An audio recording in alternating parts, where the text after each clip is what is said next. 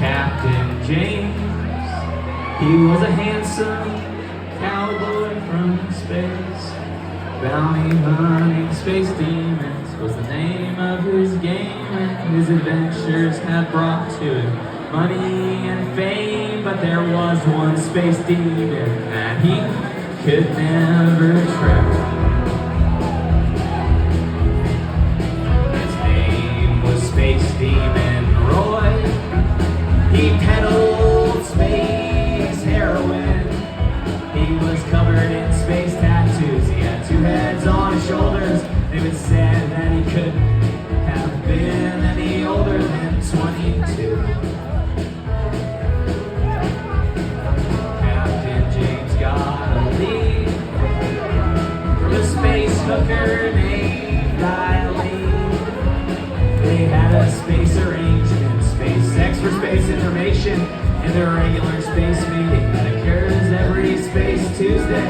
And Roy, the space demon, was living on a big purple planet just outside a galaxy that I cannot name.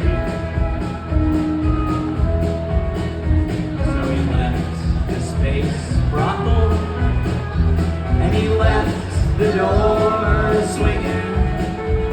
He loaded his space gun, he put on his space helmet, and he strapped it to his space car. He was certain that Roy would be no longer with us by late tomorrow night.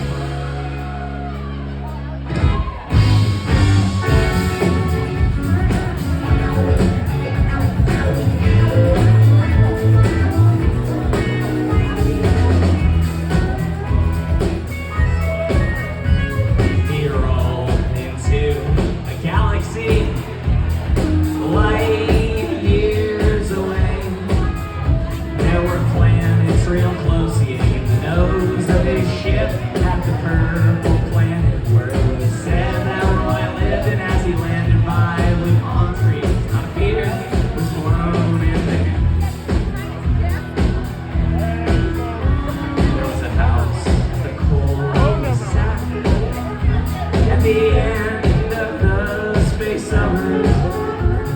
The yard was well kept, the sprinklers were on, and Captain James double-checked the coordinates on his space, watching as the sun sank like cherries, melting onto stars. Captain James cautiously crept in through the back door, and he heard the TV on as he crept through the tiled kitchen.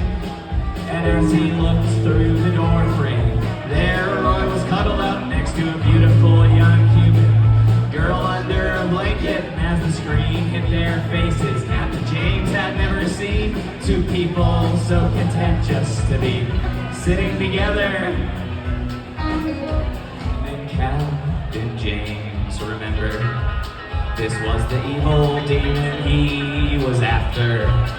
So he entered the room, and he drew his weapon. The two turned their heads and jumped back like little spiders. And then he told the young girl to move so that he could put an end to the space heroin epidemic that plagues all the galaxies. But she did not listen and just held him tightly in her arms.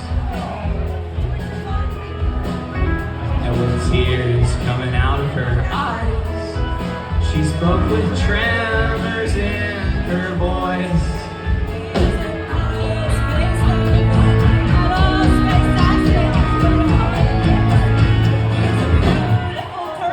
James said, don't let him put his demon spells on your mind, 'cause it's young and there's things that you don't know. You don't move, we'll have to shoot the ship up. I chased this demon for years of my life. Rosie faced it and flinched.